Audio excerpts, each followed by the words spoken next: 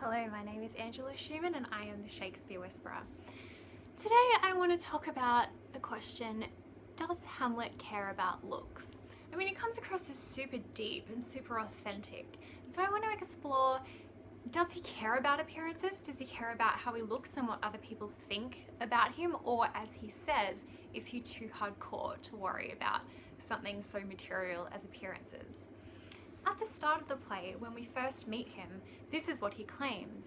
His mum says, Hamlet, why seems it so down with you? Why do you seem so down? And he's like, seems, mother?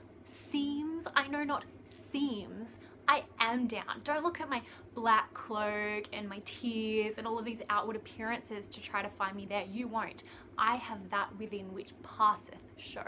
I am beyond mere looks and seemings and actions and acting and representation. Rather, it's my being that tells you who I am. I am all about the interior. I am authentic. I don't seem, I am.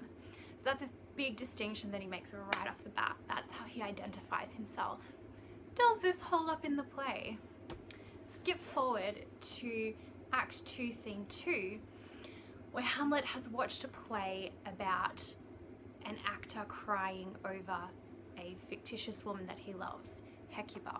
He's been ranting and raving and screaming, and he's drowned the stage with his tears of grief. And now Hamlet is alone. And it's always interesting to remember when a character is speaking in a soliloquy. Soliloquy means they're talking by themselves because they're not trying to fool anybody else. If there is anyone that they're fooling, it's themselves. So let's have a look at what Hamlet thinks in the privacy of his mind. How does he deal with this situation? First of all, he's really disturbed by this actor's performance. And he says this actor was so hardcore, was so real, his grief was so believable, and yet he was just acting. And he feels threatened by this. He seems to confuse acting with reality. He's like, how much more should I be upset than this actor? I should be drowning the stage with tears. How much more intense should my grief be because it's real? So he's comparing his own grief with that of an actor. Essentially, it's like he's watching TV and feeling threatened and insecure because his performance of grief can't match up.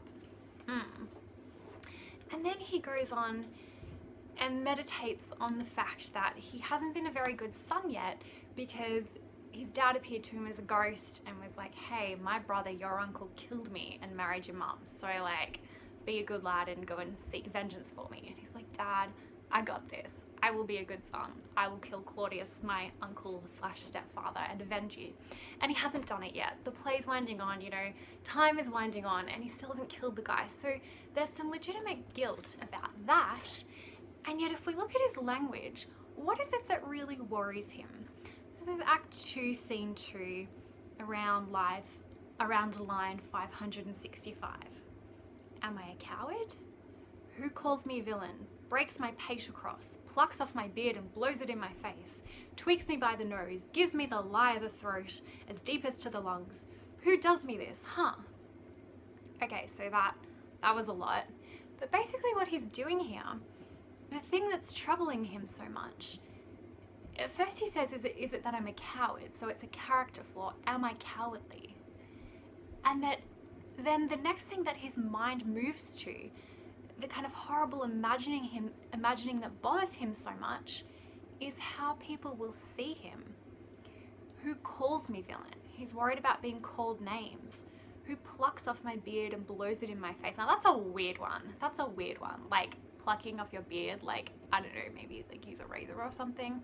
But the significance is that a beard represented manhood. That was your manhood. And so for somebody to pluck at your beard is a massive, massive insult. It's massively undermining your manhood. So he's worried, not that he is a coward or that he is unmanly, but that people will see him as unmanly and as cowardly and that they will call him out for it. That's what he's worried about. Someone will tweak me by the nose.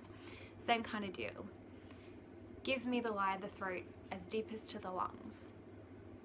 So that's interesting. Mr. Seems, I don't care about seems. I don't care about what I look like to other people. I don't care about what I seem like. I care about what I am. actually, when you're on your own and you're thinking things through, and the kind of the subconscious desires and worries come out a little bit, you're not actually worried so much that you haven't yet avenged your father, that you haven't performed justice, but rather that other people will notice that you haven't performed it and see you as not a big man and make fun of you for it. Interesting, Hamlet. Interesting.